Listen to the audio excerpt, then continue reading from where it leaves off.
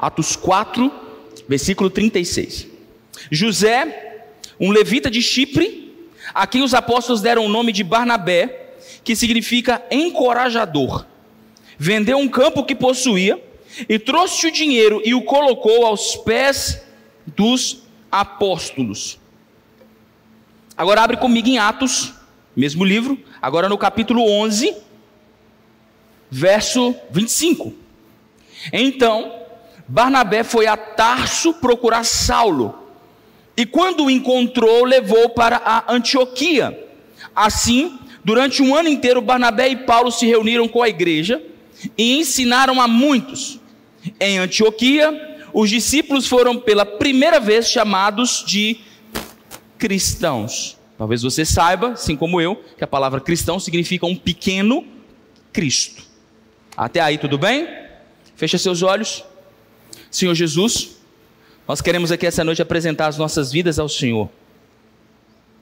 Cobre o nosso coração aqui, fala ao nosso espírito, dirige essa reunião, dirige essa palavra e coloca sobre nós, Senhor, exatamente aquilo que o Senhor quer falar, de uma forma não só que a gente chegue num ponto conclusivo. Essa não é a nossa intenção, sermos conclusivos aqui, mas a verdade é que a nossa intenção aqui é sermos alguém que vai estimular um coração a buscar o Senhor plenamente. Então fala conosco aqui essa noite, muda a nossa perspectiva da Tua presença e transforma nosso coração aqui, segundo a Tua palavra, em nome de Jesus. Amém? O que esses dois textos têm a ver? Atos capítulo 4 é a introdução de uma das figuras mais importantes da igreja do primeiro século, Barnabé. Barnabé, para que você não saiba, Barnabé foi o primeiro viajante com Paulo nas suas viagens missionárias. Barnabé só deixa Paulo por causa de um homem chamado João Marcos, cujo João Marcos é aquele que escreve o primeiro evangelho escrito de forma cronológica, que é o evangelho de Marcos. Então João Marcos e Paulo não se entendiam muito bem, então Barnabé assume o discipulado de João Marcos, põe no braço e vai fazer viagem missionária, e Paulo vai abraçar agora Silas. Por que eu estou dizendo isso? Porque quando Barnabé chega diante dos discípulos, ele não chamava Barnabé, ele chamava José. E a Bíblia diz que, a Bíblia dá uma informação dizendo que ele era um levita de Chipre e tinha uma fazenda. Para que você possa entender o que eu estou te dizendo, segundo a palavra lá no livro de Deuteronômio, um homem levítico não poderia ter propriedade pessoal. Quando a Bíblia vai mostrar que a tribo de Levi era uma tribo sacerdotal, e a porção da herança da terra prometida, Deus disse para os levitas: a porção sou eu, não tem terra, não tem nada, eles vão me servir e todas as outras tribos vão dizimar neles, para que eles tenham sustento para suas famílias. Mas agora no Novo Testamento a gente encontra um homem que tinha uma direção de Deus, que ele não podia ter uma terra, e agora ele está lá com uma fazenda. E aí ele toma uma decisão, ele diz: se essa palavra é a verdade sobre a minha vida, eu não quero ficar com absolutamente nada que a Bíblia diz que não é para mim. E a Bíblia diz que ele pega a fazenda, vende a fazenda, pega o dinheiro e deposita aos pés dos apóstolos. E ele, fim de papo, estou dentro da palavra. Só que acontece alguma coisa aqui. Quando ele deposita a oferta diante dos pés dos apóstolos, os apóstolos começam a mudar o nome dele, dizer que ele era alguém cujo nome não podia ser chamado de José, mas agora ele deveria ser chamado Barnabé. E Barnabé tem por significado não só consolação, mas a palavra Barnabé significa o filho da consolação, ou o filho do consolador. E essa palavra consolador talvez você já conheça, porque quando Jesus fala a respeito do Espírito Santo, ele diz: eu vou embora e vou enviar um outro consolador. Então quando os discípulos de Jesus olham para Barnabé, ele diz: cara, depois do que você fez, você parece muito com o Espírito Santo. E não é sobre a oferta que ele deu, é sobre o coração de alguém que devia entender qual era o seu lugar no plano divino. Então ele diz: agora Barnabé, porque você teve essa disposição e entendeu quem você é, você parece muito com o Espírito Santo. O seu caráter revela esse Espírito Santo. Talvez aqui você não tenha lido tudo, mas a Bíblia diz que em João 20, Jesus aparece diante dos discípulos e sopra o Espírito Santo. Em Atos 2, o Espírito Santo desce sobre eles. Uma vez eles são cheios, em Atos 2 eles são revestidos, e ele agora revestido de poder, agora a gente está aqui com uma igreja cheia do Espírito Santo, revestida pelo Espírito Santo. Alguém que conhece o Espírito Santo diz: cara, você parece com ele. Você parece com ele. Então esse talvez seja a única forma da gente analisar de forma prática quem é o Espírito Santo, de uma forma mais pontual. Porque a Bíblia vai dizer aqui em Atos capítulo 11, que Barnabé, ele sai de onde ele estava e vai ter com Saulo. A Bíblia ainda está chamando Paulo de Saulo, mas nesse lugar de Atos capítulo 11, Saulo já encontrou com Jesus no caminho de Damasco. E talvez você não saiba que eu estou contando história, você pode acompanhar isso na sua Bíblia. Saulo, ele tem um encontro com Jesus no caminho para Damasco, fica cego por causa da luz que ele viu, vai para a casa de um homem. Durante 3 dias ele não come nada, não bebe nada, fica cego, está cego. Deus chama um homem, um profeta chamado Ananias, diz para ele: volta lá na casa desse homem, que agora me fugiu o nome, e ora pelo irmão Saulo, porque ele vai ser curado.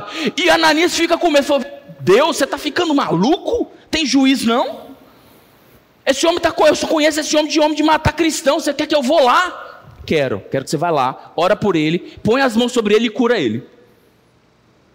Ananias vai e obedece o Espírito Santo. Vai lá, ora por ele, ele é curado. E Paulo, naquele momento que ele é curado, ele não sai pregando para as pessoas.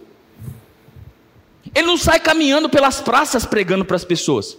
A história de Paulo não começa após a cura. A história de Paulo começa aproximadamente 3, 4 anos depois que ele começa a pregar para as pessoas. As pessoas, a Bíblia diz que as pessoas tinham medo de Paulo. E Paulo, por muito tempo, precisou ganhar a confiança da igreja para ministrar a igreja.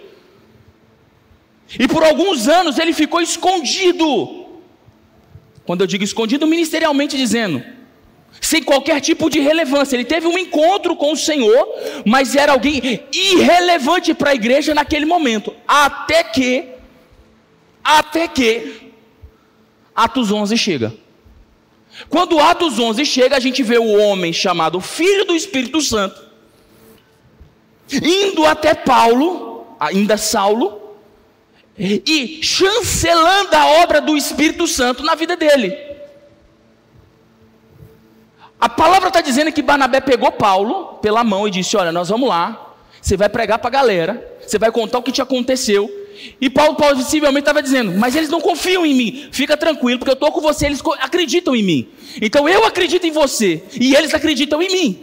Então vamos lá e você vai pregar.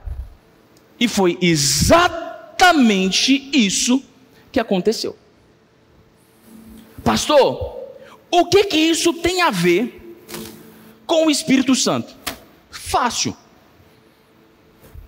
O que o Espírito Santo faz na vida das pessoas? Ele é o único e possível meio de transformação no coração do homem. A Bíblia diz que o Espírito Santo é aquele que convence o homem do pecado, da justiça e do juízo. Então o único capaz de transformar realmente o homem é o Espírito Santo. Então quando Barnabé diz para as pessoas: olha, ouve o que esse homem está pregando, acredita nele, ele naquele ponto da história é o único que acredita na mudança real de Paulo. Como que eu vejo o Espírito Santo nisso? Simples. Dá uma olhada para o seu irmão, pergunta para ele assim: tem coisas a serem transformadas na sua vida? Diz para ele assim: ainda que você não acredite, pode falar com fé, ainda que você não acredite, Ele pode fazer algo novo na sua vida em nome de Jesus. Ele é o primeiro que acredita que vai fazer algo na sua vida. Quem é o Espírito Santo? É o cara que acredita mesmo quando você não acredita. É o cara que acredita na sua transformação, ainda que você diga: pastor, eu já tentei e não consigo. Ele acredita que você vai ser transformado à imagem de Jesus. Segundo, a história diz que Paulo estava esquecido na Antioquia ali por 3 anos. Alguém se lembra dele. Barnabé sai do lugar onde ele está e se lembra e vai até Paulo. Uma outra faceta do Espírito Santo: não importa onde você está escondido, ele pode te achar aqui essa noite em nome de Jesus. Ele pode te achar. Então a gente precisa se começar a descobrir que muitas das coisas que nós reclamamos ou murmuramos ou pedimos a Deus, a resposta é o Espírito Santo na nossa vida, porque ele acredita quando ninguém mais acredita. Ele se lembra de coisas que nem a gente mais se lembra. A gente precisa voltar a ter um relacionamento com o Espírito Santo, conhecendo quem ele é, porque ele é a razão pela qual Deus liberou, para que eu e você não ficássemos perdidos no meio desse mundo. Agora, acreditar que o Espírito Santo ele vem na sua vida para falar com você, para dizer para você: ei, eis que te digo, o número do seu CPF é 084, não é isso que ele veio fazer. Porque as pessoas acreditam que o Espírito Santo é o dom do Espírito Santo, e não é verdade. A função do Espírito Santo não é dar poder para o homem. E talvez isso seja a grande mentira que o diabo está contando para as pessoas sobre o Espírito Santo, porque ele faz com que a gente seja interesseiro sobre assuntos espirituais. As pessoas estão pensando: eu quero o Espírito Santo para poder revelar CPF para as pessoas. Eu quero o Espírito Santo para eu poder profetizar, para que as pessoas me façam conhecido. E essa não é quem o Espírito Santo busca fazer em você. A palavra diz em 2 Coríntios capítulo 3, verso 18, diz assim. Quer ver? 2 Coríntios 3, 18.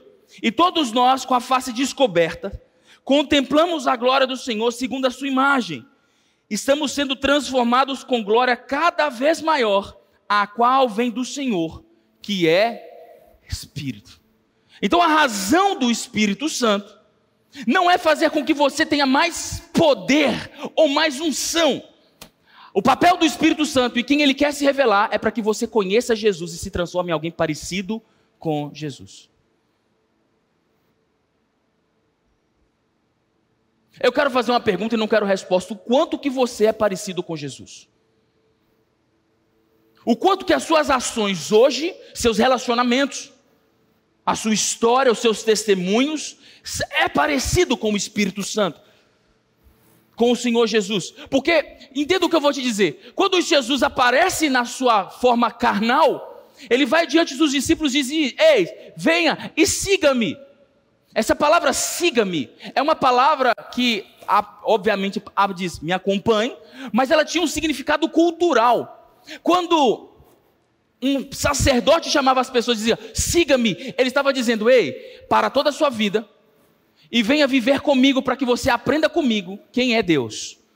Então, quando alguém na sociedade era chamado a ser sacerdote naquele tempo, ou um escriba, um fariseu, a palavra que se era falado era: siga-me. E os discípulos daqueles homens abriam mão de toda a sua vida e seguiam o mestre. Quando Jesus chega para Pedro diante do lago de Genezaré, no mar da Galileia, e diz para Pedro: ei Pedro, agora você vai ser pescador de homens, siga-me. Pedro está ouvindo uma mensagem dizendo: eu vou ter que abrir mão de tudo que eu estou vivendo, da minha vida, do meu barco, da minha rede, para seguir esse homem. E a Bíblia diz que ele larga todas as coisas e segue Jesus. Então, seguir Jesus, para Pedro naquele momento, era ser alguém que viveria com Jesus,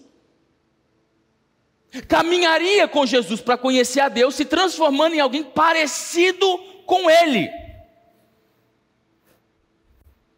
Joséfo, um dos maiores teólogos da igreja, dizia que a glória de um líder, acho que é Joséfo que fala isso, é que o seu discípulo seja melhor do que ele. A história diz que os sacerdotes tinham o dever de preparar a próxima geração. Até hoje, biblicamente, é assim, a gente precisa preparar uma próxima geração. E essa próxima geração tem que ser melhor do que a primeira. Como que a gente transforma uma próxima geração? Quando elas podem caminhar nas nossas pegadas. Quando os nossos filhos podem passar por onde nós passamos. O papel do Espírito Santo é dizer para você, olha, eu vou te conduzir nas pegadas de Jesus e vou fazer você se parecer com Ele. Nada além disso. Nada além disso. Então eu volto a perguntar para você essa noite, o quanto o Espírito Santo tem trabalhado, tem espaço na sua vida, para que você pareça com Jesus. Pergunta para quem está do seu lado, você se parece com Jesus?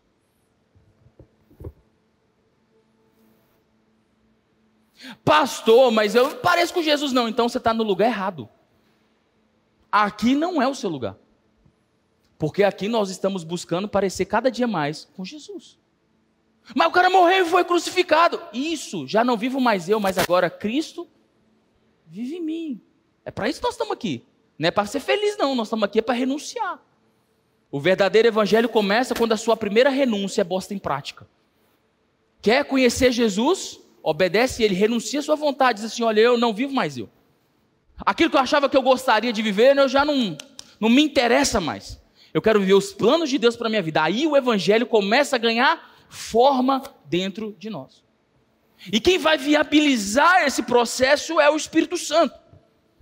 Por exemplo, João capítulo 16, 8 diz, quando ele vier, convencerá o homem do pecado, da justiça e do juízo. Ou seja, quem promove arrependimento genuíno no coração de um homem é o Espírito Santo.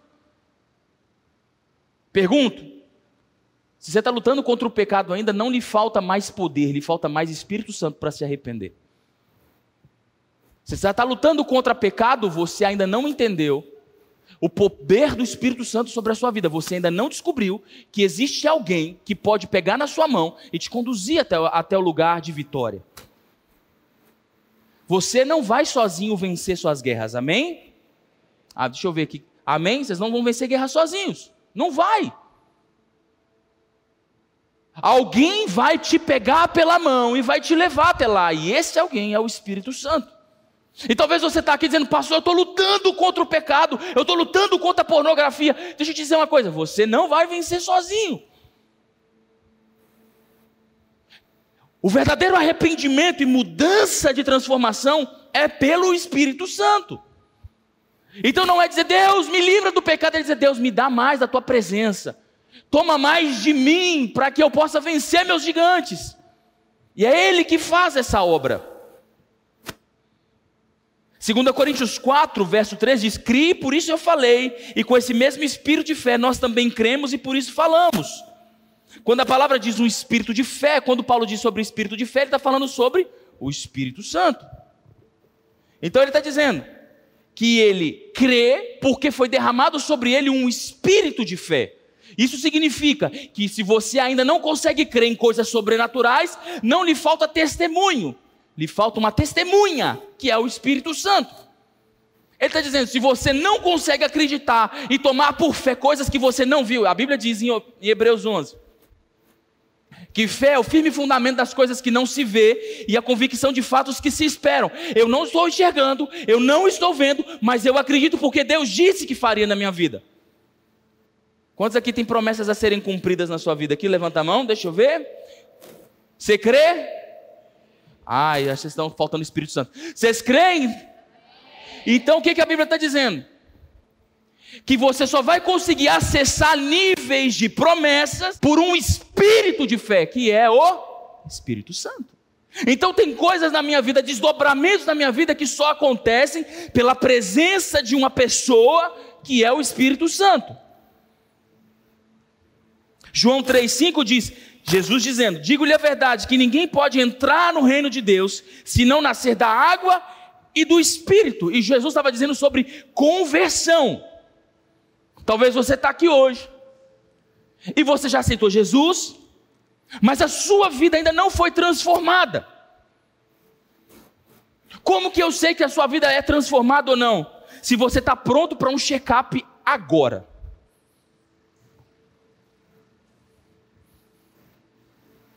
Dá uma olhada para o seu irmão. Dá um sorriso para ele. Sorrisão. Se você puder, pergunta para ele assim: você me empresta seu celular desbloqueado aí agora?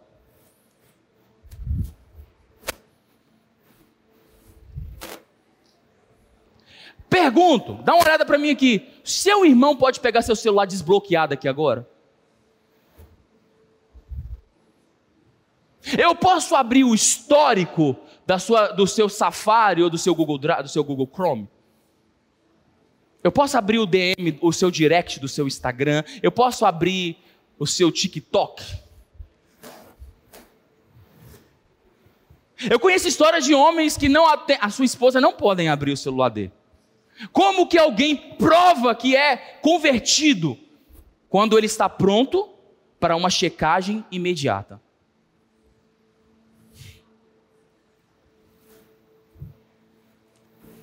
Mas eu vou me preparar, é porque... Então, falta ali conversão. Se você não está pronto para uma checagem imediata, sua vida ainda não foi completamente transformada. Tem coisas na minha vida e na sua vida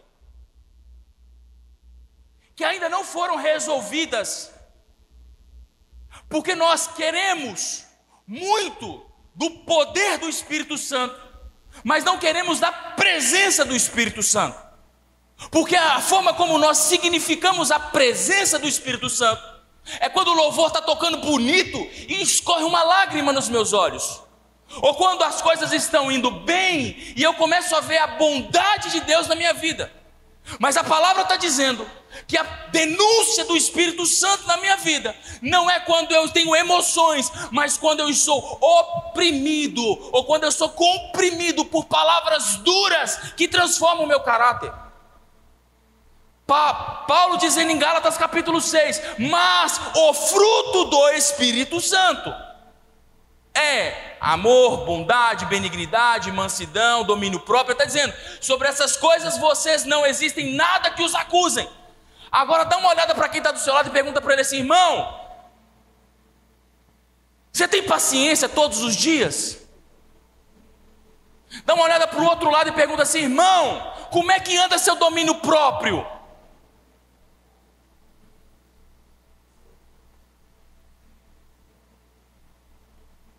Aí você diz para mim: pastor, mas eu tenho amor, só não tenho paciência. A palavra não está dizendo os frutos do Espírito, ele está dizendo o fruto do Espírito, como se o fruto fosse todas essas coisas construídas dentro de mim. Desculpa se você acha que não tem paciência é uma virtude. Eu vou dizer, a falta de paciência é uma falta do Espírito Santo em você. Pastor, mas quando fala, eu não aguento. Falta ali o freio do Espírito Santo na sua vida. Eu quero profetizar sobre a sua vida. O Espírito Santo vai botar um arreio em você, em nome de Jesus. Em nome de... Porque não tem lógica uma igreja acreditar em coisas como se, não, eu não tenho isso, mas eu tenho aquilo. Não é verdade. A presença do Espírito Santo na minha vida me constrange de falar coisas. Quando eu sei que o Espírito Santo está do meu lado, eu tenho vergonha de falar certas coisas. Você sabe tão bem quanto eu que tem assuntos que dentro da igreja você fica com vergonha de conversar. E você fica com vergonha aqui, mas lá fora não. Porque não existe uma perspectiva bíblica de quem é o Espírito Santo. Então Jesus está dizendo, a experiência com essa pessoa, não é opcional para você. Se você não ouvir esse Espírito Santo, sua vida não é transformada. Se você não conhece essa pessoa, sua vida não é transformada. Se você não caminha de mãos dadas com essa pessoa, sua vida não é transformada.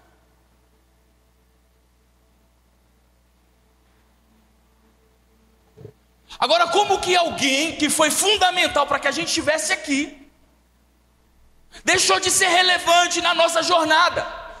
O que me empolga a falar do Espírito Santo é isso. Como que alguém que foi relevante, a Bíblia está dizendo que o dia que você levantou a sua mão, se você está aqui hoje, e não conhece Jesus, deixa eu te falar uma coisa, quem te trouxe aqui foi o Espírito Santo para você ouvir o que você está ouvindo aqui agora. Ponto final. Se você está aqui dizendo no seu coração, dizendo assim, cara, eu preciso mais desse Espírito Santo, eu não conheço esse cara igual esse pastor está dizendo, eu vou te falar, quem está fazendo isso na sua vida é o Espírito Santo. Se você está aqui pensando em chegar em casa e apagar os históricos do seu telefone e falar, Senhor, nunca mais eu vou mexer com esse negócio, quem está fazendo isso é o Espírito Santo. Se você estava aqui magoado com alguém dizendo, quando eu encontrar com esse fulano ele vai ouvir, e agora você está meio arrependido, quem está fazendo isso é o Espírito Santo. Mas como que esse Espírito Santo que faz uma obra tão contundente deixou de ser relevante? Então a gente pensa que com o Espírito Santo é aquele que quando o culto está terminando, o pastor chama na frente, então aí as pessoas começam a chorar, outras aceitam Jesus, o outro começa a cair, nossa, o Espírito Santo estava na igreja hoje. Não! É óbvio que não. O Espírito Santo se faz presente quando 2 ou 3 estiverem reunidos no nome dele, ali ele vai estar. Quando nós começamos a dobrar o nosso coração e dizer, cara, eu preciso mudar isso e isso na minha vida. Quando eu começo a entender que existe um senso de incapacidade na nossa vida para cumprir a obra de Deus.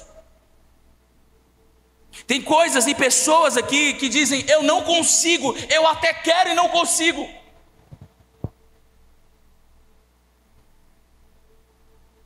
Eu até tenho vontade de ser transformado, mas eu já tentei e não consigo.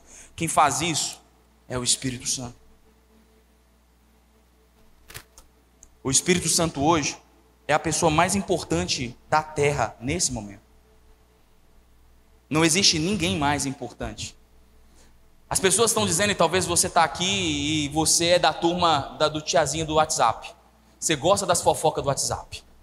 E agora está todo mundo pensando que o novo Papa agora é o 8º rei, o 8º rei vai vir não sei o quê, o anticristo está chegando, e agora a gente não sabe se é o Elon Musk, se é o Trump, se é o genro do Trump, se é o Papa, a gente não sabe, né? E está essa confusão toda. Sabe o que eu vou dizer para você uma coisa? Você está preocupado com isso, mas a Bíblia diz que nos últimos dias, Joel capítulo 2, 28, nos últimos dias derramarei o meu Espírito. Os vossos filhos terão visões, os vossos velhos profetizarão. Os servos e as servas serão cheias do Espírito Santo. Enquanto as pessoas estão preocupadas com o fim do mundo, nós precisávamos estar preocupados com derramar do Espírito Santo sobre a vida da igreja de Jesus. Sabe por que a gente não está falando disso? Porque está faltando o Espírito Santo dizer, ei, acorda, eu quero fazer na sua vida, mas vai começar por você, não vai começar pelos outros. Então a gente não fala para as pessoas aquilo que não é relevante para a gente. Porque eu vou te dizer, para a maioria das pessoas, o fim dos tempos é um alívio. Nossa, graças a Deus, não precisa trabalhar mais. Vou sair desse sofrimento, dessa vida desgraçada que eu tenho. Não é um discurso de dizer, Maranata, a hora vem, Senhor Jesus. Não é um discurso que diz, Senhor, eu quero viver a minha vida entregue ao Senhor. E se o Senhor voltar, eu vou ser feliz. Porque eu já sou feliz, porque eu tenho o Senhor aqui. Mas eu vou ser mais feliz, porque eu vou estar com o Senhor na eternidade. A gente não fala disso. Porque para as pessoas, o fim do mundo é um alívio. A gente deveria estar falando sobre o fim dos tempos, dizendo, ei, vamos orar. Porque nos últimos dias vai ter um avivamento e eu quero fazer parte desse avivamento em nome de Jesus. A gente não fala disso. Porque essa pessoa deixou de ser tão relevante nas nossas vidas, a ponto de fugir o discurso dele do nosso coração. A Bíblia diz, palavras de Jesus, a boca fala daquilo que o coração está cheio. Dá uma olhada para o seu irmão e pergunta assim, você está cheio do Espírito Santo? Mas ele quer ser cheio de você, ele quer tomar você e encher o seu coração mais uma vez. Aleluia. Queria que você ficasse de pé para a gente orar um pouquinho.